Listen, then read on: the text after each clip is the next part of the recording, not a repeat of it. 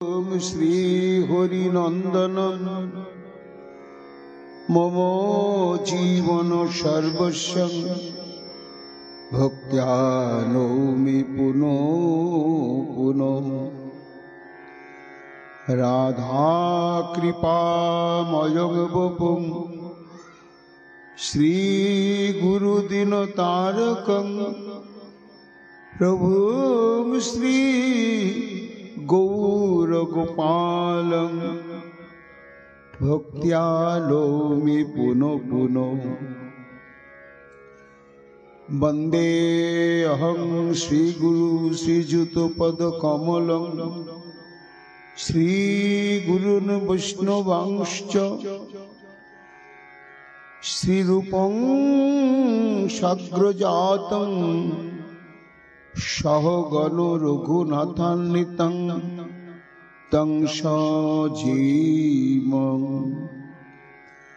साद्वैतं सावधूतं परिजन सहितं कृष्ण चैतन्य देवं श्री राधा कृष्ण पादान सहगण ललिता विशाखान्वितांश्च जय रूप सनातन भट्ट रघुनाथ श्रीजीव गोपाल भट्ट दासे रघुनाथ भक्ति भरे बंदी छय गोसाईर चरण যাহা হইতে বিঘ্ন নাশে অভীষ্ট পূরণ জয় গৌর ভক্তবৃন্দ গৌর যাদের প্রাণ সবে মিলে দেহ মোরে নিতাই গৌর ভক্তি দান निताय गौर हरि बोल निताय गौर हरि बोल निताय गौर हरि बोल जय जय निताय गौर हरि हरि बोल।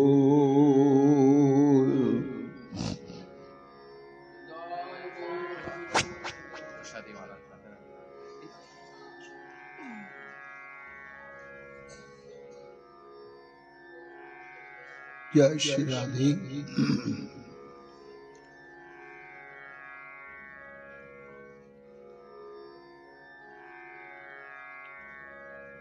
श्री श्री गांधर्विका प्रार्थनाष्टकम् श्री श्री गांधर्विकायै नमः।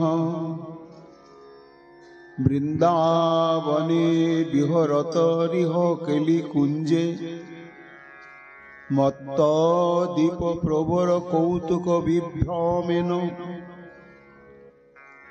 छन्दश्चयस्य जुभैर्वदनारविन्द दन्दं विदेहि मयि देवी कृपां प्रसीद।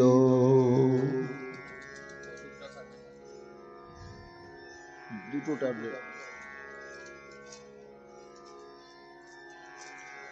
कलिजुग पावन अवतार प्रेम पुरुषोत्तम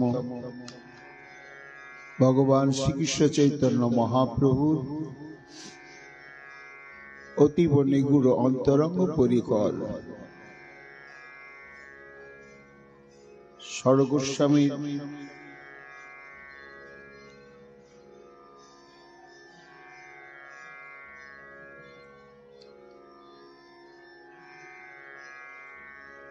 गणेर मध्य अन्यतम आचार्य वर्ज्य परम पूज्यपाद श्रीमद रूप गोस्वामी पाद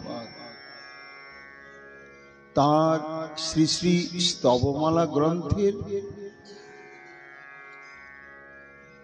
अंतर्गत এই শ্রী শ্রী গান্ধর্বিকা প্রার্থনাষ্টকম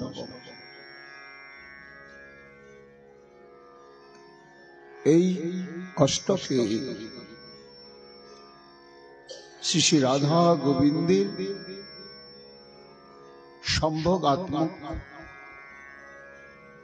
এবং প্রফুল্লিত উল্লসিত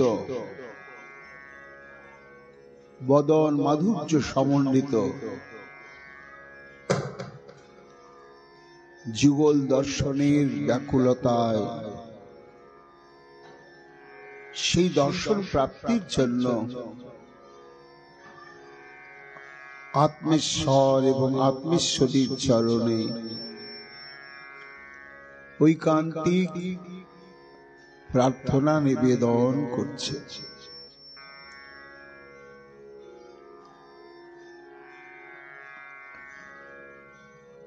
এই সমস্ত গোস্বামীগণ কর্তৃক প্রণীত যে সমস্ত স্তবসমূহ রয়েছে, রঘুনাথ দাস গোস্বামী পাদের স্তবমালা,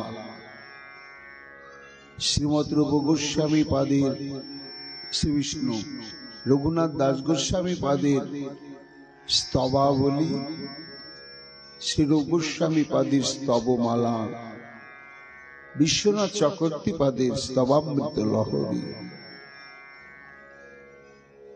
এই সমস্ত স্তব গ্রন্থের মধ্যে যে সমস্ত স্তুতি স্তব তারা লিপিবদ্ধ করেছেন আমাদের জন্য, রাগ ভক্তির অনুশীলনকারী ভক্তগণের এটি একমাত্র শ্রবণ কীর্তন স্মরণের বিষয়বস্তু। ভক্তির ক্রম উৎকর্ষতার সঙ্গে সঙ্গে শ্রবণ কীর্তনের বিষয়বস্তুর কিছু পরিবর্তন হয়। যেমন বিধি ভক্তির অনুশীলনকারী ভক্তের জন্য ভক্ত চরিত্র নাম মহিমা সূচক যে সমস্ত শ্রীমদ্ ভাগবত আদি গ্রন্থে বর্ণিত প্রসঙ্গ রয়েছে বারংবার শ্রবণ কর্তব্য। এইভাবে বিধি ভক্তির অনুশীলন করতে করতে করতে করতে সাধু মুখে এবং কখনো সামগ্রিকভাবে ভাগবত অনুশীলন করতে গিয়ে এই যে রাগাত্মিকা ভক্তিময় লীলা প্রসঙ্গ শ্রী শ্রী গোপী এবং গোপীনাথের বারংবার সাধু সঙ্গে শ্রবণ করতে করতে যখন চিত্তবৃত্তি সেই রাগ ভক্তি অনুশীলনের জন্য ব্যাকুল হবে, লালসা উদয় হবে, তখন শ্রবণ কীর্তন অনুধ্যানের প্রসঙ্গই হবে এই সমস্ত আচার্যগণ কর্তৃক প্রণীত এই স্তবাবলী, স্তবমালা, স্তবামৃত লহরী। তারা কবিত্ব প্রতিভায় বা সাহিত্যিক প্রতিভা নিয়ে এই সমস্ত রচনা করেন। প্রাণের আবেগে ধৈর্য হারিয়ে শরণাপত্তির চরম স্তরে পৌঁছে, যেমন শ্রীমদ্ ভাগবতে আমরা দেখেছি গোপীগীতে শ্রী গোপীগণ সিদ্ধান্ত গ্রহণ করলেন যে কৃষ্ণ গুণগানই কৃষ্ণ প্রাপ্তির একমাত্র মূল উপায়। তখন তারা একের পর এক হৃদয় নিংড়ানো প্রার্থনা, বিজ্ঞপ্তি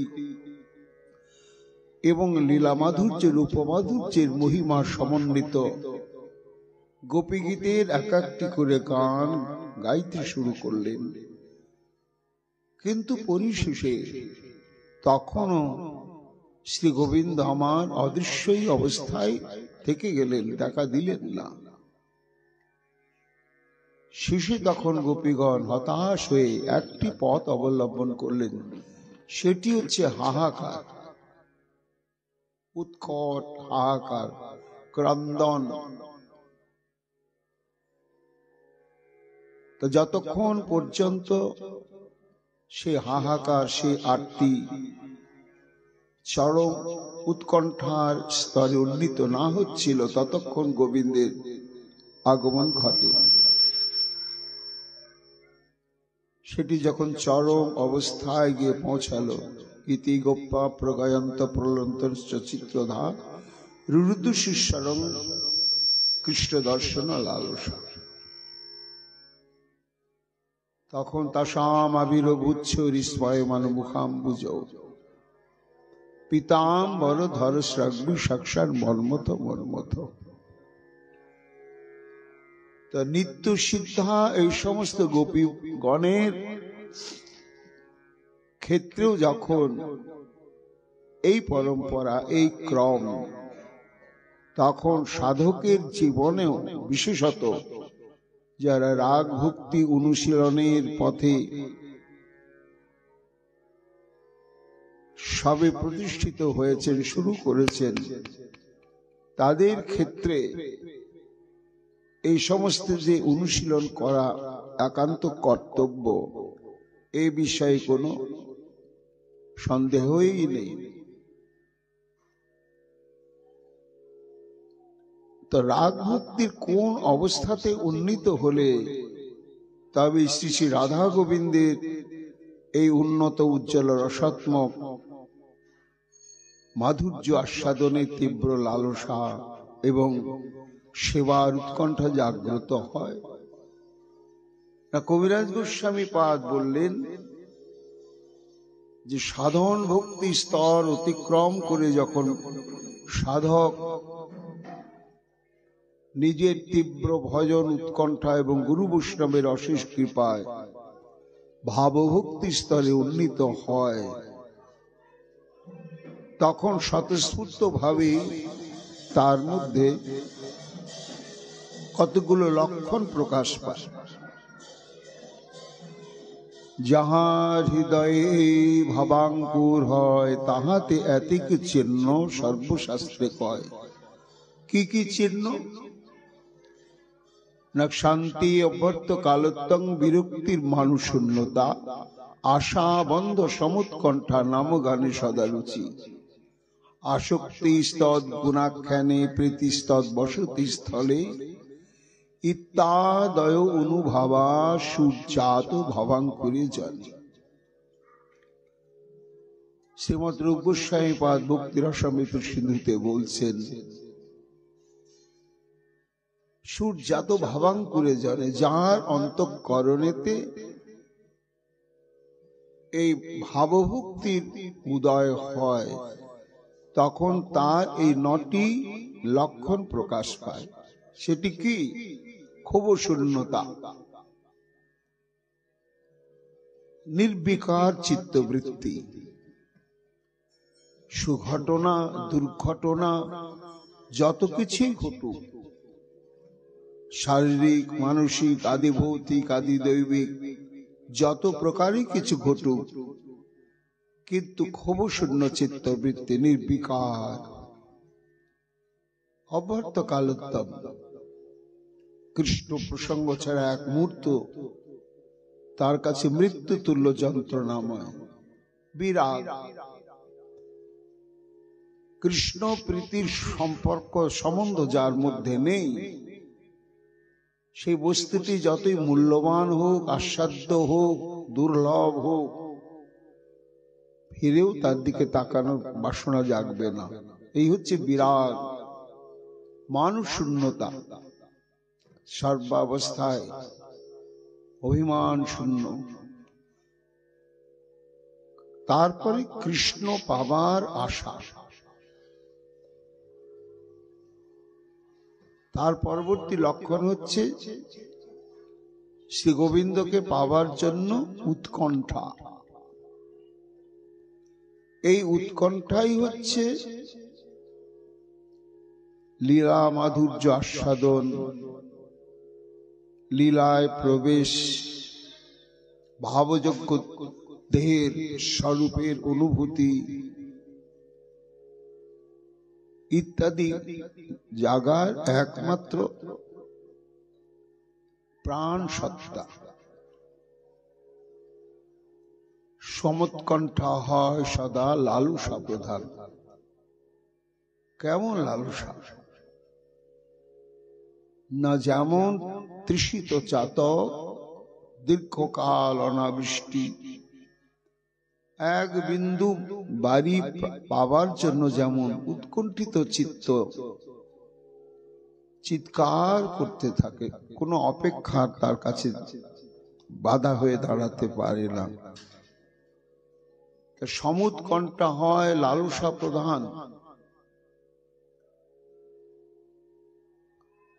এই জন্য এই সমুৎকণ্ঠা ময় জীবনই হচ্ছেন ষড়গোস্বামীগণের, জয়রূপ সনাতন ভট্ট রঘুনাথ, শ্রীজীব গোপাল ভট্ট দাস রঘুর। এদের জীবনে বিপ্রলম্ভ রসাত্মক, তারা নিত্য সিদ্ধ পরিকর, সর্বক্ষণ তো লীলারসে আছেন, কিন্তু সাধক দশায় যখন তারা অবতীর্ণ হলেন শ্রী চৈতন্য মহাপ্রভুর যুগেতে, তখন দৃষ্টান্ত স্থাপন করলেন ধারণাতি তাদের হাহাকার তীব্র উৎকণ্ঠা। হে রাধে ব্রজ দেবীকে চলিতে, হে নন্দ শুনকুত, শ্রী গোবর্ধন কল্প পাদুব তলে কালিন্দী বন্যে কুত, ঘোষস্তাবিতি সর্বত্র ব্রজপুরে, খেদৈর মহাবিহ্বল, বন্দে রূপ সনাতন রঘুযুগ, শ্রীজীব গোপালক। মহাজন এই তদানীন্তন শ্রীধাম বৃন্দাবনে গোস্বামীগণ কেমন উৎকণ্ঠাময় জীবন নিয়ে এই ব্রজে অবস্থান করতেন, তার বাস্তব চিত্র তুলে ধরেছে। সেখানে ভজন সাধনের সংকল্পিত ক্রম পূরণ হওয়ার পরে নিশ্চিন্তে তারা বিশ্রাম করেননি, করতে পারেননি। দিবারাত্রি বিনিদ্র রজনী, হা রাধে ব্রজ দেবীকে চলিতে, হে নন্দ শুনকুত। হে দেবী রাধারানী, হে আত্মেশ্বরী, তুমি কোথায়? হে ললিতে, তুমি কোথায়? হে নন্দ শুনকুত, হে শ্রী নন্দের নন্দন শ্রী গোবিন্দ, রাধানাথ তুমি কোথায়? সেই গোবর্ধন কল্প পাদব তলে, তাহলে তোমরা কি এই বৃন্দাবনে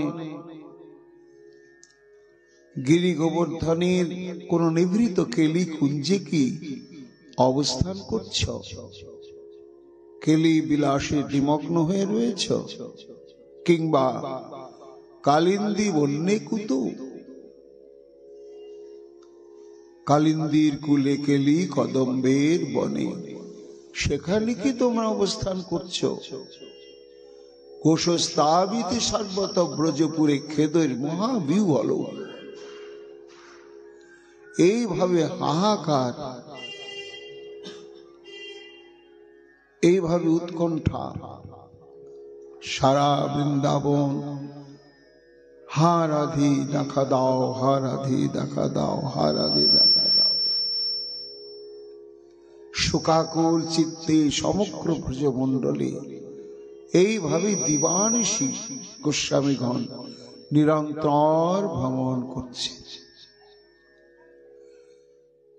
তাদের পদাঙ্কিত পথই আমাদের পথ, তাদের কৃপা দৃষ্টি, তাদের কৃপা শক্তি আমাদের সম্বল। তো এই কৃপা দৃষ্টি প্রাপ্তির উপায় কি? প্রাপ্তির উপায় হচ্ছে তারা কাঁদলেন, হাহাকার করলেন, এবং সে হাহাকার ক্রন্দনের দৃষ্টান্ত মাদৃশ অধম জীবের জন্য রেখে গেলেন।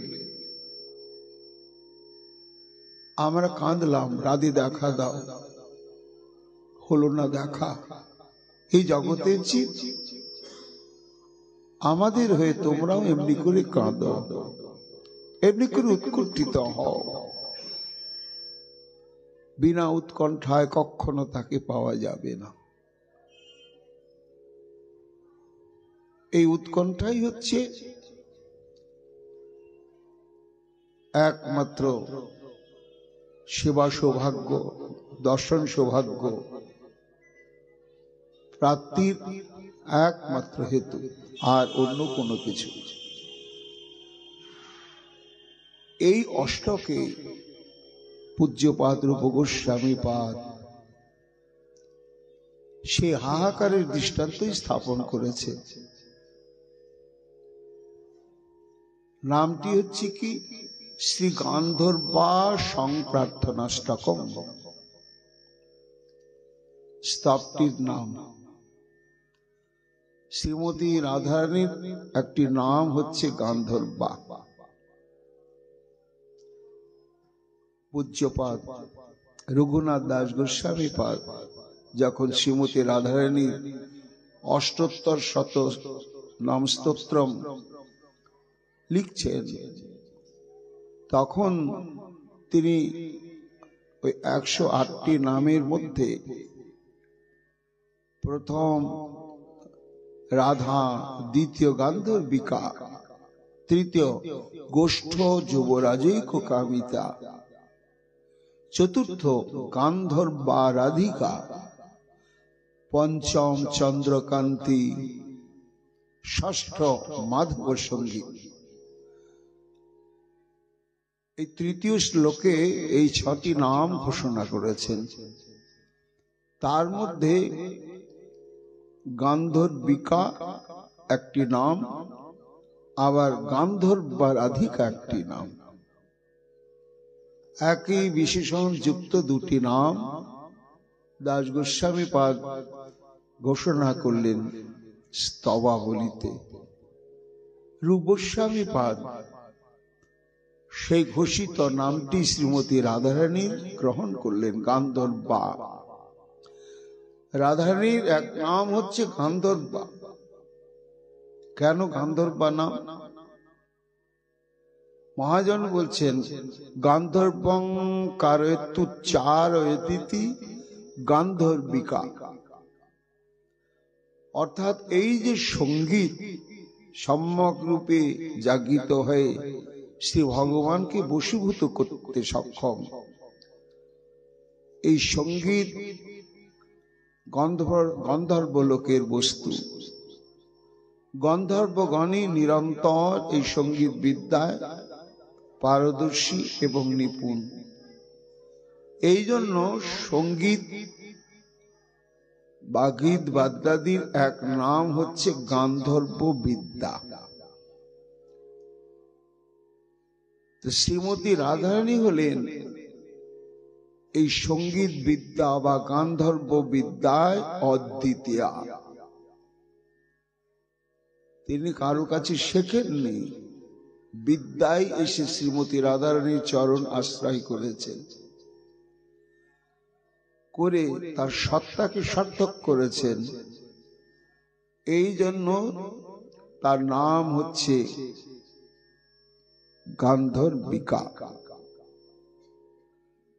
আবার চতুর্থ নাম হচ্ছে গান্ধর্বা রাধা। তা গান্ধর্বা রাধিকা শব্দের তাৎপর্য কি? না, যিনি গন্ধর্ব বিদ্যার দ্বারা শ্রী গোবিন্দের নিরন্তর সুখ বিধানের জন্য আরাধনা করেন, তাকেই বলা হয় গান্ধর্বা রাধিকা। এই গান্ধর্বা রাধিকা দুটি শব্দ মিলে একটি নাম। কেমন তিনি গান্ধর্বিকা বা গান্ধর্বা রাধিকা? না, তার এই সঙ্গীতের মহিমা কি, বৈশিষ্ট্য কি? না শ্রীমৎ রূপ গোস্বামী পাদ বর্ণনা করছেন শ্রীমতী রাধারানীর 25টি গুণ। এই 25টি গুণের মধ্যে একটি গুণ হচ্ছে সঙ্গীত প্রসারাভিজ্ঞা। এই যে সঙ্গীত প্রসারাভিজ্ঞা, এটি হচ্ছে গান্ধর্বা রাধিকা বা গান্ধর্বিকা। রাধারানীর সঙ্গীতের বৈশিষ্ট্যটা কি না, শ্রীমতী রাধারানী যখন বিনা সহযোগে সঙ্গীত শুরু করেন তখন সমগ্র ব্রজবাসীগণ তো আকৃষ্ট হবেনি, এটি স্বাভাবিক। এমনকি বনের হরিণীগণ পর্যন্ত স্থির থাকতে পারেন না। সেই সঙ্গীতের বিন্দু মাত্র কর্ণে প্রবেশের সঙ্গে সঙ্গে যতই তারা গভীর বনে অবস্থান করুন, রাধারানী যেখানে সঙ্গীত গাইছেন সেখানে তারা ঝাঁকে ঝাঁকে উপস্থিত হয়ে একেবারে নির্নিমেষ নয়নে রাধারানীর বদন দর্শন আর উৎকর্ণ হয়ে শ্রবণ করে। তা হরিণের একটা প্রজাতি আছে, তার নাম হচ্ছে কৃষ্ণসার। তা রাধারানীর এই সঙ্গীতের মহিমা কীর্তন করতে গিয়ে বিশাখা বলছেন যে কৃষ্ণসার হরিণ শুধু নয়, কৃষ্ণ তত্ত্বের যিনি সার স্বয়ং গোবিন্দ পর্যন্ত আকৃষ্ট হয়ে যান। গান্ধর্বা বা গান্ধর্বিকা কৃষ্ণ সার হর পঞ্চমস্বরী মুঞ্চ গীতিকুতুকানি রাধিকে প্রেক্ষতে অত্র হরিণানুধাবিতাং ত্বাং ন যাবৎ অতিরোষণপতি। একদিন আপন ভাবে প্রাণবল্লভের উদ্দীপন হয়েছে রূপগুণ মাধুর্যে, বীণাটি নিয়ে সবে মাত্র ঝঙ্কার দিয়ে সঙ্গীত আরম্ভ করেছেন। আর অমনি বিশ্বকাপ ছুটতে ছুটতে এসে বলছে, ও রাধে তুমি বন্ধ করো, শিগগিরই বন্ধ করো। কেন না, তোমার গৃহপতি তো ঘরে রয়েছে, এক্ষুনি তোমার এই সঙ্গীত ধ্বনি শ্রবণ করে বনের যত হরিণগণ সব এখানে এসে দাঁড়াবে, কিংবা তুমি সঙ্গীত গাইতে গাইতে যেখানে পরিভ্রমণ করছো তোমার পশ্চাৎ পশ্চাৎ তারাও চলবে। আর এতে তোমার গৃহপতি অত্যন্ত কোপন স্বভাব বিশিষ্ট, কোন অনর্থের সৃষ্টি করবে। এই জন্য এই মুহূর্তে তুমি মুঞ্চ গীতিকুতুকানি রাধিকে, সঙ্গীত এখন তুমি বন্ধ করো। রাধারানী বলছেন কেন? তা যদি হরিণী আসে তা আমার গৃহপতি তাতে ক্রুদ্ধ হবে কেন? ওরে শুধু হরিণ বললাম না, কৃষ্ণ সার, অর্থাৎ হরিণ কথা, যার বংশী গীতির স্বরে আকর্ষয় ত্রিভুবন, এহেন কৃষ্ণ সার অর্থাৎ শ্রী গোবিন্দ পর্যন্ত তুমি যে যাবট মন্দিরের বাদীর ঘরে অবস্থান করছো, এই স্থান কাল পরিবেশের কথা ভুলে গিয়ে ছুটতে ছুটতে তোমার কাছে চলে আসবে। কেন না, তোমার সঙ্গীত অনুশীলনের এটি হচ্ছে অলৌকিক বৈশিষ্ট্য। যার বংশীগীত ঈশ্বরে আকর্ষে ত্রিভুবন, সেই গোবিন্দ পর্যন্ত তোমার এই সঙ্গীত বিন্দু মাত্র শ্রবণেই সমাকৃষ্ট হয়ে ছুটে আসে। অর্থাৎ শ্রীমতী রাধারানীকে যে গান্ধর্বা বা গান্ধর্বিকা বলার তাৎপর্যই হচ্ছে এই বিশেষণের জন্য। এমন যিনি যার সঙ্গীতের বিন্দুমাত্র শ্রবণের দ্বারা সর্বচিত্ত আকর্ষণকারী শ্রী গোবিন্দ পর্যন্ত সমাকৃষ্ট হয়। তার চরণেই তো প্রার্থনা জানাতে হবে। সেই প্রার্থনাটি কি? সং প্রার্থনা। প্রার্থনা নয়, সং প্রার্থনা, সম্যক রূপে যে প্রার্থনা। ৬৬ প্রকার ভক্তি অঙ্গের মধ্যে একটি অঙ্গ হচ্ছে বিজ্ঞপ্তি। এই বিজ্ঞপ্তির নামই হচ্ছে প্রার্থনা। তা এই প্রার্থনার প্রকার ভেদ রয়েছে। সং প্রার্থনাত্মিকা, দৈন্যবোধিকা, লালসাময়ী ইত্যাদির বিবিধাধীরই কৃষ্ণে বিজ্ঞপ্তি ইরিতা। প্রার্থনাত্মিকা, দৈন্যবোধিকা এবং লালসাময়ী মুখ্যত হচ্ছে ৩ প্রকার প্রার্থনা। তার মধ্যে একটি হচ্ছে সংপ্রার্থনাত্মিকা। সম্যক প্রার্থনা কাকে বলা হয়? কোন না, ভগবানের কাছে আমরা অনেক প্রার্থনাই জানাই, কিন্তু তার মধ্যে একটি প্রার্থনা থাকবে মুখ্য। লাখো লাখো প্রার্থনা প্রয়োজনে তোমার কাছে জানাচ্ছি, কিন্তু সেগুলো তুমি পূরণ করো বা না করো, আমার একটি বাসনা। ওই বাসনা যদি পূরণ হয়, বাকি বাসনা যদি পূরণ না হয়, তাহলে আমি ধন্য কৃতকৃতার্থ।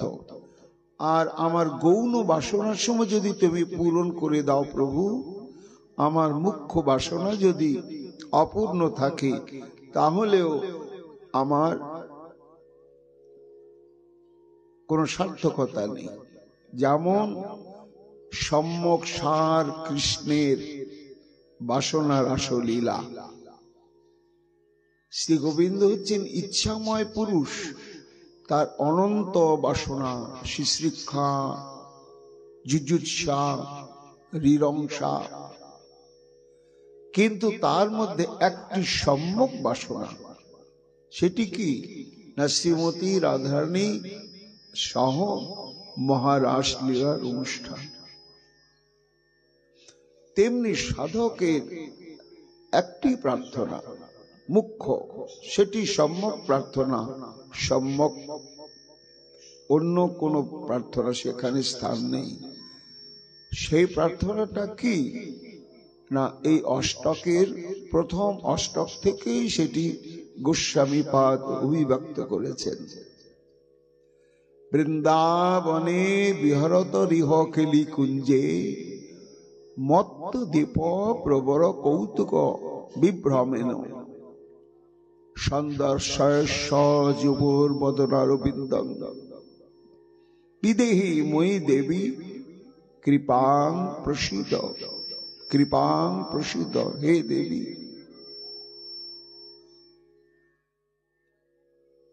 মঞ্জুরিগণের অধ্যক্ষা হচ্ছেন শ্রীরূপ মঞ্জুরি, যার আনুগত্যে সমস্ত মঞ্জুরিগণের সেবানুশীলন।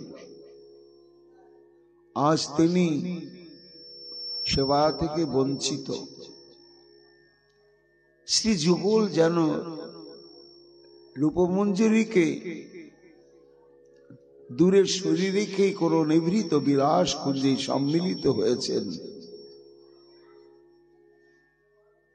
এদের এই যুগল সেবার লালসাটি কেমন না? রাধা কৃষ্ণ প্রাণ মোর যুগল কিশোর।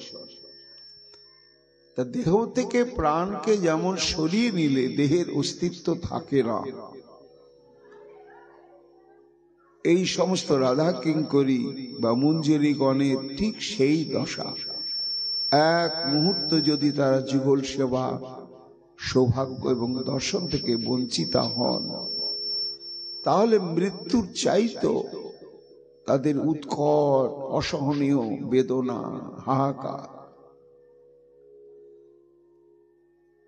লীলা বিবর্ধন শ্রী বিষ্ণু, অনুরাগ বিবর্ধন চতুর্থ, স্বাম এবং স্বামিনী কোন নিভৃত স্থানে সম্মিলিত হয়েছে। সেখানে রূপমঞ্জুরি নেই। কোন কার্য ব্যপদেশে হয়তো বাইরেই ছিলেন।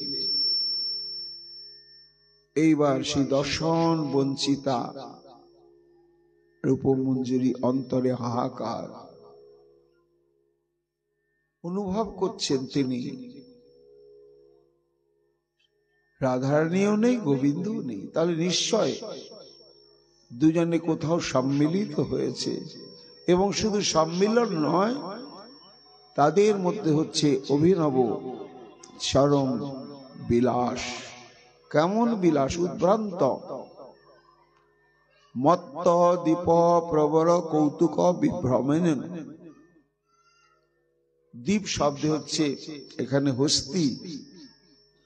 প্রমত্ত হস্তি এবং হস্তিনী যখন তারা বিলাস উন্মাদনায় একত্রিত হয়, তখন তাদের যে বিহার বা বিলাস সেটি উদ্ভ্রান্ত দশা প্রাপ্ত হয়। দুজনারই দেহস্মৃতি থাকে না, পরিবেশ পরিস্থিতি বিচারবোধ থাকে না, দুজনের চিত্তবৃত্তি একটি জায়গায় কেন্দ্রীভূত।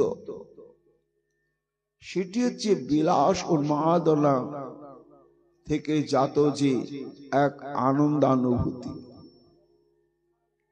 নাশ রমণ নাহম রমণী দুহু মন মনোভাব পেশল যায়। এটাকে বলা হয়েছে বিবর্ত। বিবর্ত শব্দের অর্থ পরিপক্ক, বিপরীত, আর হচ্ছে ভ্রান্তি। তিনটি অর্থ এখানে।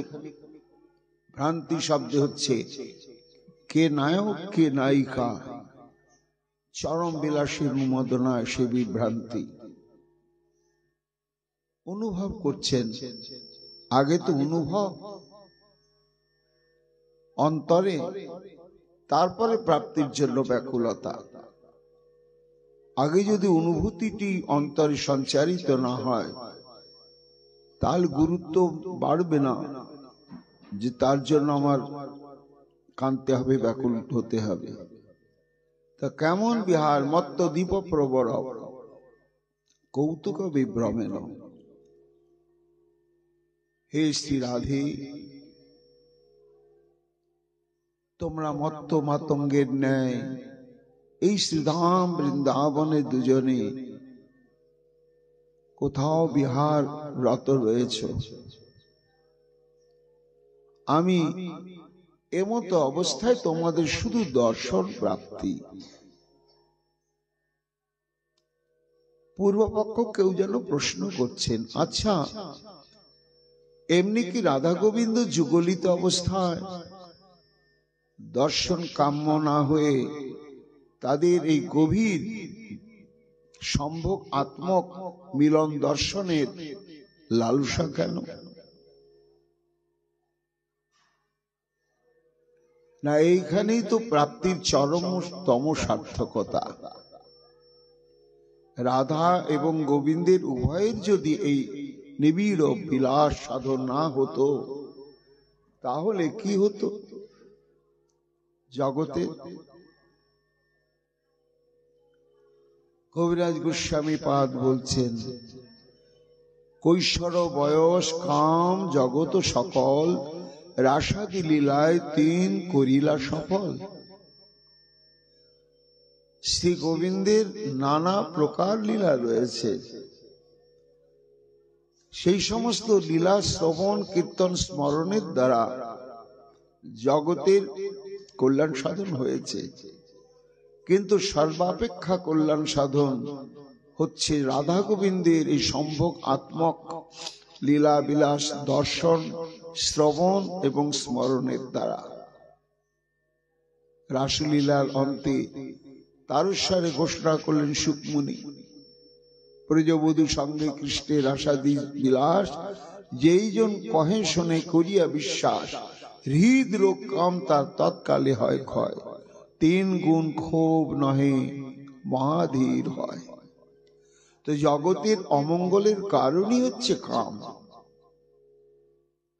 আর মঙ্গলের কারণই হচ্ছে সর্বপ্রকার কামনা বাসনা থেকে মুক্ত হয়ে একটাই কামনা, একটাই বাসনা, সেটি হচ্ছে রাধা গোবিন্দের যুগল সেবা, মাধুর্য, সম্ভোগাত্মক স্বরূপটি প্রাণ ভরে দর্শন আস্বাদন। তাই কৈশোর বয়স কাম জগত সকল রাসাদি লীলায় তিন করিল সফল। তো রাধা এবং গোবিন্দ রত্নাসনে যুগলিত অবস্থায় রয়েছেন। হ্যাঁ, এটি তো নিশ্চয়ই দর্শনীয়, আরাধনীয়, ঠিক, কিন্তু মুখ্য আমাদের লক্ষ্য হচ্ছে তাদের বিলাস আত্মক স্বরূপ।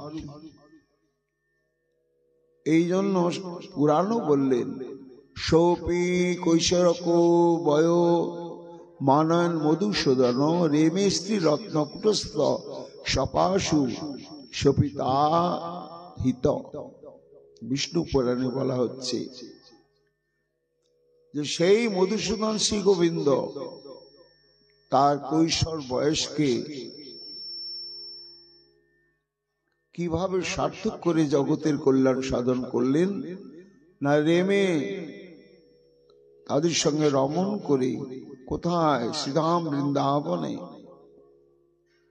এবং বহু রাত্রি ব্যাপী।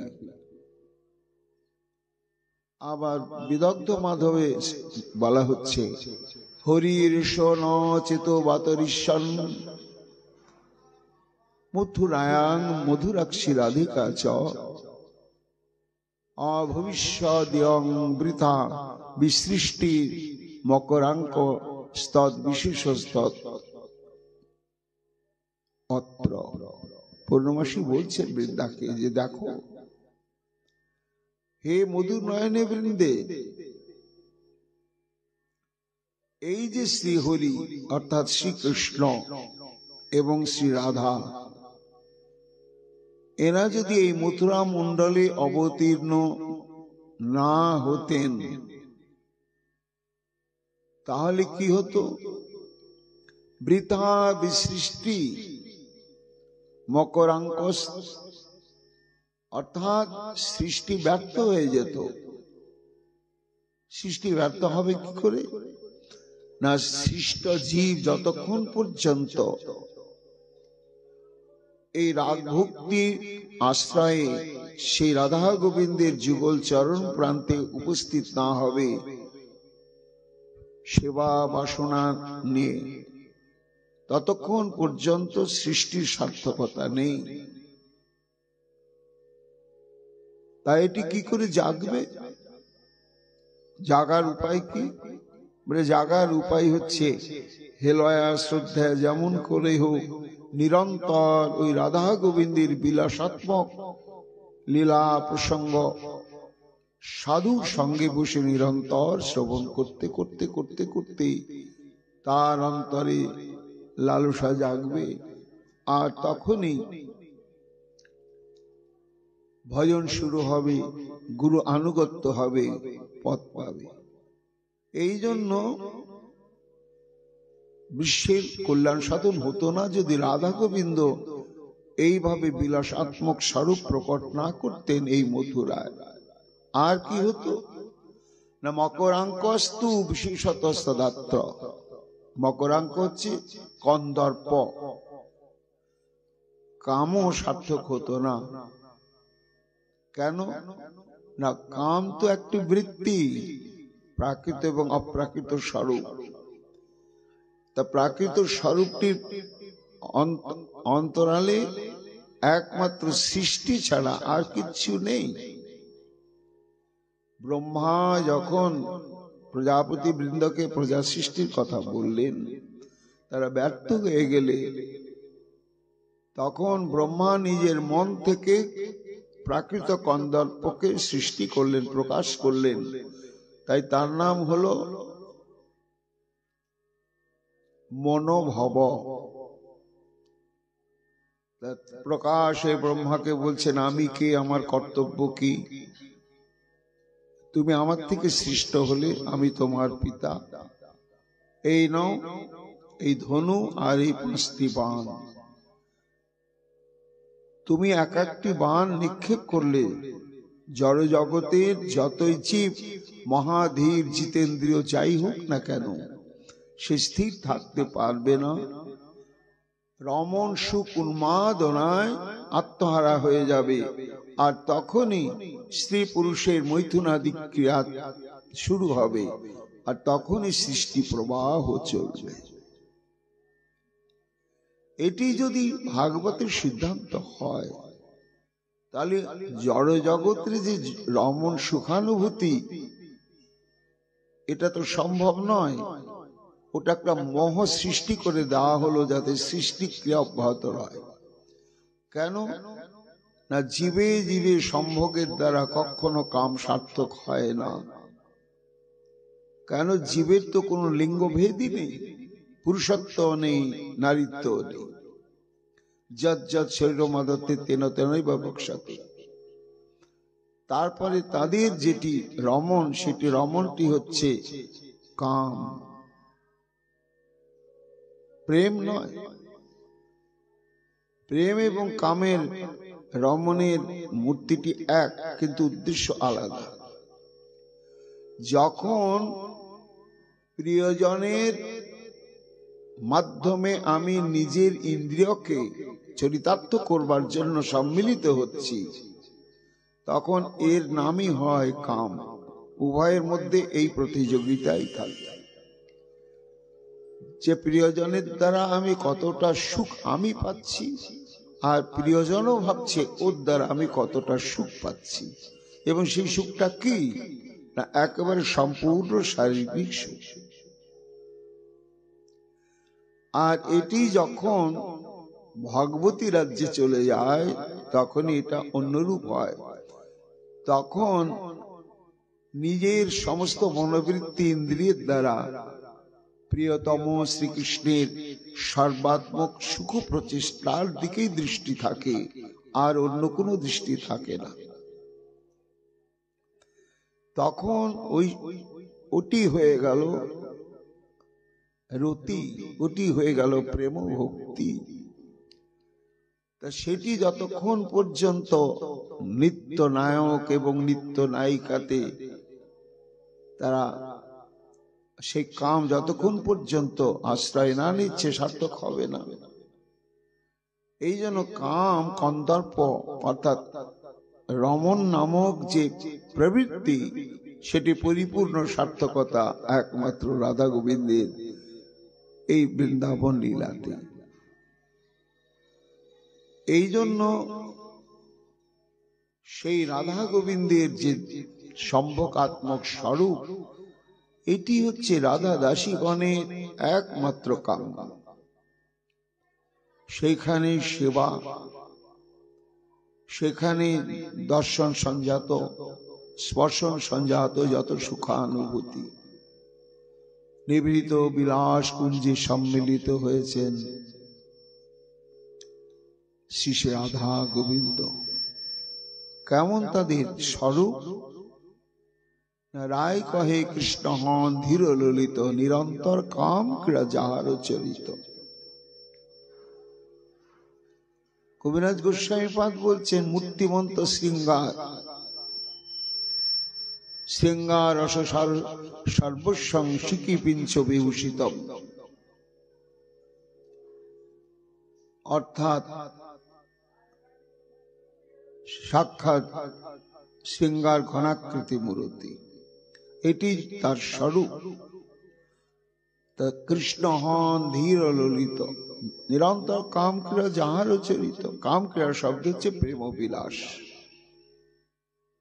এই জন্য একা রাধারানীকে নিয়েও সুখ নেই গোপীগণে, একা কৃষ্ণকে নিয়েও সুখ নেই। আচ্ছা, রাধা এবং গোবিন্দ যুগলিত অবস্থায় রয়েছেন, তাহলে কি রাধা দাসীগণের চরম প্রাপ্তি, চরম সুখ? রূপ গোস্বামী পাদের এই প্রার্থনার দ্বারা জানা যাচ্ছে না, তা তো সুখ নয়, তা তো প্রাপ্তির চরম পরাকাষ্ঠা, সার্থকতা নয়। তাহলে শ্রীমতী রাধারানী এবং গোবিন্দের কেমন দশা, কেমন স্বরূপ প্রাপ্তিতে রাধা দাসীগণের সমস্ত বাসনার সার্থকতা, সেবা বাসনা এবং মাধুর্যাস্বাদন বাসনার সার্থকতা, না যখন তারা পরস্পর উভয়ে সম্ভোগ আত্মক স্বরূপ প্রাপ্ত হয়। এই সম্ভোগাত্মক স্বরূপ প্রাপ্ত করানোই হচ্ছে রাধা দাসীগণের একমাত্র সর্বক্ষণের প্রচেষ্টা এবং সাধনা। যত ঘন ঘন রাধা গোবিন্দের মিলন সাধন করানো যায়, ততই তাদের সুখ, জীবনের সার্থকতা। আজকে শ্রীরূপ গোস্বামী পাদ সেই সৌভাগ্য থেকে বঞ্চিত হয়েছে। অনুভব হচ্ছে ওই তো সেই বিলাস কুঞ্জ, সেখানে আমার আত্মীশ্বরী সম্মিলিত হয়ে উদ্দাম বিহারে নিমগ্ন হয়েছেন। প্রশ্ন হচ্ছে, গোস্বামী পাদ, আপনি সেই যুগলের সামগ্রিকভাবে দর্শনের অভিলাষ প্রার্থনা করছেন? না না না, সন্দর্শস্য যুবয়োর বদন অরবিন্দ দ্বন্দ্বম, অর্থাৎ একই সঙ্গে রাধা গোবিন্দের ওই সম্ভোগ আত্মক স্বরূপের যে তাদের মুখমণ্ডল, সেটি আমি দর্শন প্রাপ্তি। তাহলে তাদের কেলিবিলাস অবস্থাটি নয় শুধু দুজনার মুখমণ্ডল। তা এই মুখমণ্ডল দর্শন প্রার্থনার পেছনে কি রহস্য আছে, থাকতে পারে? শ্রী গোস্বামী পাদ বলছেন, আছে। কি আছে? যখন কোন ক্ষুধার্ত ব্যক্তি তার অত্যন্ত রুচিসম্মত এবং খুব লালসান্বিত খাদ্যদ্রব্য অনেকক্ষণ ক্ষুধায় কাতর থাকার পরে যখন প্রাপ্ত হন, তখন তিনি যখন সেটি ভোগ করতে থাকেন, তাতে একটি হচ্ছে ক্ষুধার জ্বালা যাচ্ছে, একটা সুখ হচ্ছে। আর একটা সুখ হচ্ছে ভাবতেই পারিনি যে আমার এই ক্ষুধা দূর করবার জন্য যেটা আমি সব সময় পেতে ভালোবাসি অথচ সচরাচর পাই না, সেই দুর্লভ আস্বাদনীয় বস্তুটি আজকে আমার ভাগ্যে জুটে গেল।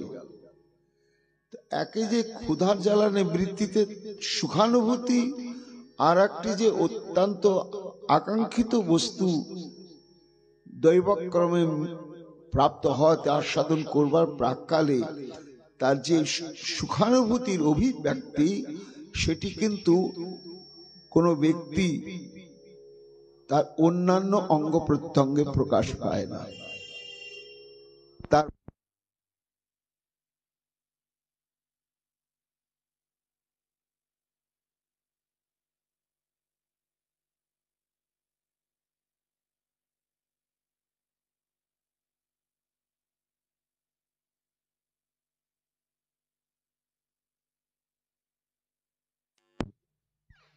জয় শ্রী রাধে। তা মুখমণ্ডলের পানে চাইলেই বোঝা যায় যে তার ভেতরে এই যে আস্বাদন করছেন, তার কি জাতীয় কি পরিমাণ সুখ অনুভব হচ্ছে, ওই মুখমণ্ডলের অভিব্যক্তির মধ্যেই সেটি সম্যকভাবে প্রকাশ পায়। তাই যেন গোস্বামী পাদ বলছেন, হে ভক্তগণ, এই যে রাধা গোবিন্দের সম্ভোগের দ্বারা রাধারানী আশ্রয় তত্ত্ব অশেষ বিশেষে আত্মোৎসর্গ করে প্রীতমকে তিনি সুখ দিতে পারছেন, এবং প্রীতম অর্থাৎ শ্রী গোবিন্দ যে সুখ সমুদ্রে নিমজ্জিত হয়েছেন, সেটি তাহার মুখমণ্ডলে ব্যক্ত হয়েছে। আর সেটি সম্যক রাধারানী অনুভব করে আনন্দের সমুদ্রে রাধারানীও ডুবে গিয়েছেন। আজ আমার সমস্ত কিছু সার্থক। এই আত্মপ্রসাদের আনন্দের অভিব্যক্তি রাধারানীর মুখমণ্ডলে পরিস্ফুট হয়ে উঠেছে। এতেই অনুভব হয় যে পরস্পর পরস্পরকে প্রাপ্ত হয়ে একজন ভোগের আনন্দ আর একজন ভোগ করি আনন্দ, বিষয় জাতীয় প্রেমের বিষয় জাতীয় তত্ত্ব গোবিন্দ, আশ্রয় জাতীয় তত্ত্ব আমার রাধারানী। এই রাধারানীর নিবিড় সান্নিধ্য প্রাপ্ত হয়ে উভয়ের মুখমণ্ডলে যে কি আনন্দের অভিপ্রকাশ, আর এই অভিপ্রকাশই হচ্ছে কাম্য বস্তু এই রাধা দাসীগণের। কেন না, অন্য অঙ্গ প্রত্যঙ্গে তো এই অভিব্যক্তি প্রকাশ পায় না, এ একটা মুখমণ্ডলেই প্রকাশ পায় এবং সেটি দর্শনে চরম সুখ। আর একটি কারণ হচ্ছে যে স্ব ইচ্ছা কখনোই রাধা এবং গোবিন্দের মিলন হয় না। এখানে রূপ গোস্বামী পাদ তথা রূপমঞ্জুরির অনুপস্থিতে মিলন হলেও বুঝতে হবে কোনো না কোনো মঞ্জুরির সহযোগিতার দ্বারাতে এই যুগলটি সাধন হয়েছে। তো যখন রাধা দাসী এইভাবে রাধা গোবিন্দের মিলন সাধন করতে সৌভাগ্য প্রাপ্ত হন, তখনই তাদের এক অপার আনন্দ, অপার আনন্দ। তাই সেই আনন্দ থেকে বঞ্চিত রূপমঞ্জুরি কাঁদছেন পড়ে পড়ে এই বৃন্দাবনের ওই যমুনা তটে বা রাধা কুণ্ডে বা গিরি গোবর্ধনের তটে।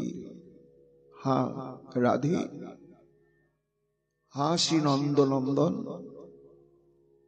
বিদেহী ময়ী দেবী কৃপাং প্রসিদ্ধ। করুণাময়ী রাধে, তুমি আমাকে তোমাদের এই মিলন মাধুর্য, সেই অভিনব আনন্দের অভিব্যক্তিপূর্ণ মুখমণ্ডল দর্শন করাও। কিভাবে? কৃপাং প্রসিদ্ধ, ওই দেবী কৃপা বশে মোর প্রতি সুপ্রসন্না হয়ে দেখাও একবার তোমার মুখ পদ্মোদয়ে। কৃপা বশে, কৃপা শব্দটি দিলেন কেন না, এই দুর্লভ দর্শন কখনো উৎকট তপস্যা, উৎকট সাধনা কোনো কিছুর দ্বারাই প্রাপ্ত হওয়া যায় না। তাহলে সাধন ভজন করতে হবে না, ব্যাকুলিত হতে হবে না, হতে হবে, অবশ্যই হতে হবে। কিন্তু এই উৎকণ্ঠাময় ব্যাকুলতাটাই শেষ কথা নয়। এই উৎকণ্ঠাময় ব্যাকুলতা যতক্ষণ পর্যন্ত সীমানা পার হয়ে সীমানার অতীত স্থানে না পৌঁছাবে, ততক্ষণ পর্যন্ত তার কৃপা কখনো বর্ষিত হবে না। সাধকের সাধন শ্রম যত সীমা ছাড়িয়ে চরম অবস্থার দিকে চলে, ততই অভীষ্ট দেবের কৃপা নেমে আসে, তবে দর্শন হয়, মিলন ঘটে, তাছাড়া হয় না। তাই কৃপাং প্রসিদ্ধ, রাধারানীর কাছে প্রার্থনা। কেন না, জানি তোমার অধীন প্রীতম শ্যাম, তুমি যদি কৃপা করো তবেই এই দর্শন সম্ভব। তোমার কৃপা ব্যতিরেকে কখনোই সম্ভব নয়। সাধন ভজন প্রচেষ্টা যোগ্যতার দ্বারা কখনো এটি প্রাপ্ত হওয়া যাবে না। হা রাধে, বিদেহী মই দেবী, তুমি তো দেবী। দেবীগণ প্রসন্না হলে উপাসক বা উপাসিকার সমস্ত বাসনায় পূর্ণ করেন।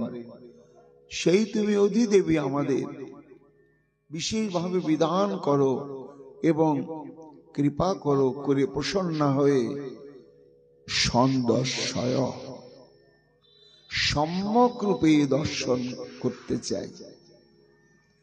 স্বাভাবিক দর্শন নয়, সম্বন্ধ অনুগা যে দর্শন। তুমি আমার রাধা, এই আমার রাধা তুমি সুখ দিয়ে সুখের সমুদ্রে ডুবে আছো। এই অবস্থাটি সম্যক রূপে আমি দর্শন প্রার্থী। হা রাধে, তুমি আমার এই বাসনা পূরণ করো। হা রাধে, হা রাধে। শ্রীমতী রাধারানীর উদ্দেশ্যে পড়ে পড়ে কাঁদছেন সাধক দশায় রূপ গোস্বামী পাদ। শহররা যেন অদৃশ্য থেকেই কণ্ঠস্বর ভেসে আসছে। কে কাঁদছো? কেন কাঁদছো? হে রাধে, আমি কে? তুমি? তোমার সঙ্গে কি আমার কোনো সম্পর্ক রয়েছে? তোমার পরিচয় না জানলে, তোমার স্বরূপ না জানলে আমি কি করে আমাদের এই দুর্লভ দর্শন তোমাকে আমি দর্শন করাবো? এই যেন অদৃশ্যভাবে শ্রীমতী রাধারানীর কণ্ঠস্বর গোসাইজির কর্ণে হৃদয় তন্ত্রীতে বেজে উঠল। সত্যি তো, আমার দাবিটা কোথায়?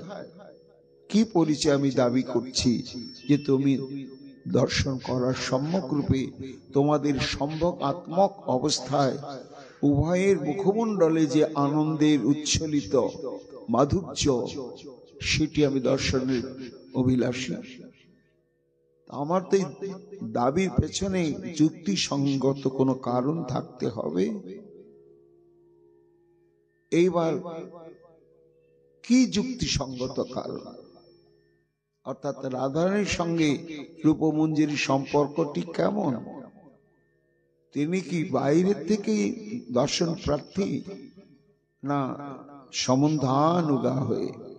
পরবর্তী শ্লোকেতে রূপ গোস্বামী পাদ প্রাণ খুলে সেটি ব্যক্ত করেছেন। আমরা আগামীকাল তো ব্রজানন্দে অধিবাস হবে না, তারপরের দিন থেকে আমরা আবার ধারাবাহিকভাবে বাকি অষ্টকের শ্লোকগুলো শ্রবণ কীর্তন করব। আজকের মতো আমাদের এই গান্ধর্বর সংপ্রার্থন অষ্টকে প্রথম অষ্টক বিশ্রাম লাভ করছে। নিতাই গৌর হরি বল। জয় জয় রাধে।